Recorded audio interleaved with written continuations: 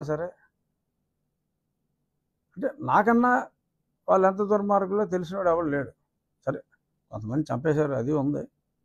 But ఒక స్థాయి, ఒక ఎంపీ స్థాయిలో ఉన్నవాడిని ఈ రేంజ్లో వాళ్ళు చితకబాదారంటే మరి వాళ్ళు ఎంత దుర్మార్గులు అన్నది నాకు బాగా తెలుసు.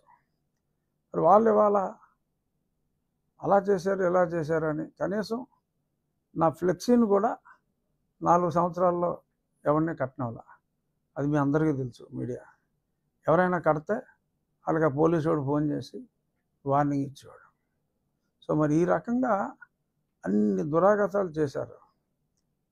ఇప్పుడు అసలు ఏమీ జరగకుండానే వాళ్ళు చేసింది వీళ్ళు రిపీట్ చేస్తారేమో అనే భయంతో ముందే అమ్మోయ్ బాబాయ్ కొట్టేస్తున్నారు, చంపేస్తున్నారు. ఒకటి అలా సంఘటనలు ఎక్కడైనా జరిగితే జరుగుండొచ్చు. అది పార్టీలకు సంబంధం లేదు. ఇద్దరు వ్యక్తుల మధ్యన ఏమన్నా ఉంటే ఎవడు దెబ్బతింటే, ఇద్దరు కొట్టుకుంటే ఎవరు దెబ్బతింటే ఆ దెబ్బతిన్న వ్యక్తికి వైసీపీ ముసుగేసి వైసీపీ వాళ్ళని చంపేశారు అంటున్నారు.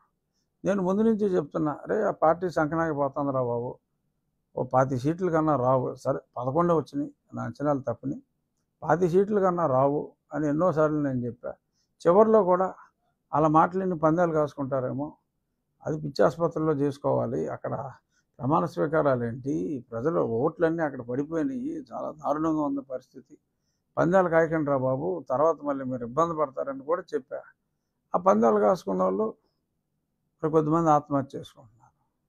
సో మనస్తాపంతో ఆత్మహత్య అని చెప్పి, వైసీపీ రాలేదని మనస్తాపంతో ఆత్మహత్యలు అని చెప్పి, మళ్ళీ దానికి ఒక డిఫరెంట్ మీనింగ్.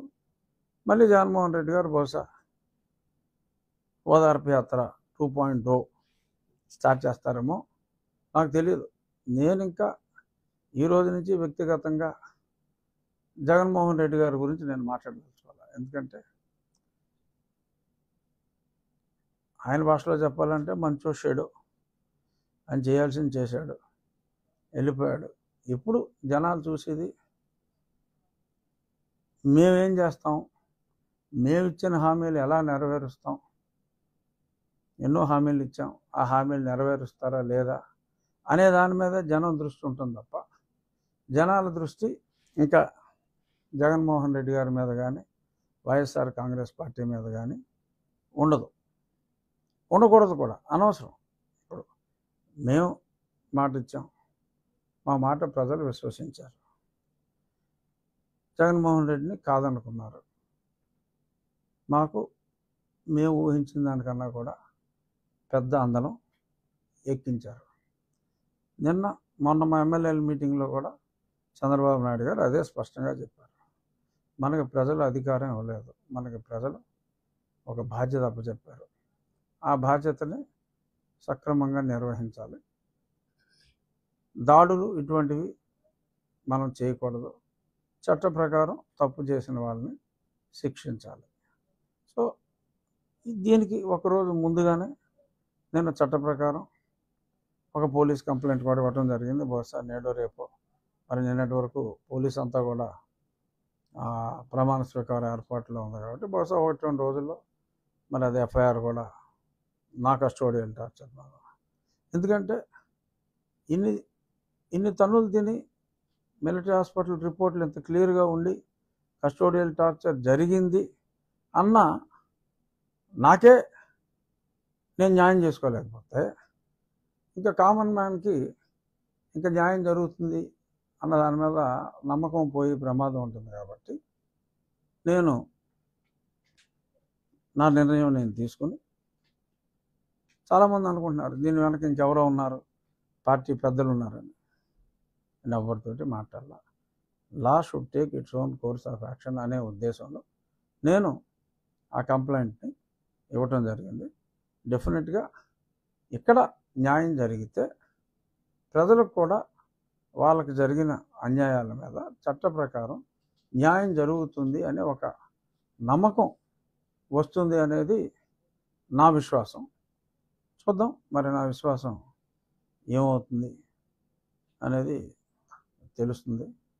సో ఇప్పుడు ఈ ప్రభుత్వం మీద, మా ప్రభుత్వాన్ని కూడా అనొచ్చు, నేను మంత్రివర్గంలో లేనంత మాత్రాన మా ప్రభుత్వం అంటంలో తప్పేం లేదు.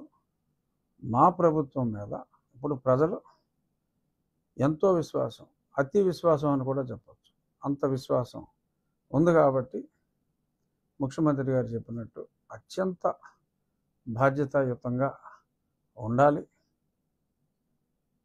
డెఫినెట్గా ఉండకపోతే ఇక్కడ ఏ నాయకుడిది కాదు గొప్ప, ప్రజలే గొప్ప అని ప్రూవ్ చేశారు.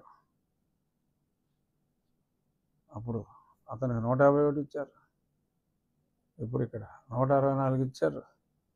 ఇచ్చింది ఎవరు? ప్రజలు. అప్పుడు తెలుగుదేశానికి 40 వచ్చింది, ఇప్పుడు ఇతనికే 40 వచ్చింది. సో ఆ 20% అన్నది that will make all the difference. ఆ 20% అన్నది 57% వచ్చింది. 40 పెద్ద పార్టీలకి నార్మల్గా స్టాండర్డ్గా ఉంటారు. ఆ 20 అన్నది ఇంపార్టెంట్. వాళ్ళే టిల్ట్ చేసేది, న్యూట్రల్ ఓటర్లో ఎటువంటి పార్టీ అఫిలియేషన్ లేకుండా నిజంగా ప్రజా సంక్షేమం కోసం మంచి జరుగుతుంది అనుకుంటే వేసేవాళ్ళు వాళ్ళే. సో వాళ్ళ మనసు నొచ్చుకోకుండా మా ప్రభుత్వం ముందుకెళ్తుంది. అందులో ఎటువంటి అపనమ్మకం ఎవరో పెట్టుకోవాల్సిన పని లేదు. అందరూ ఒళ్ళు దగ్గర పెట్టుకుని పనిచేయాలని చెప్పి ముఖ్యమంత్రి గారు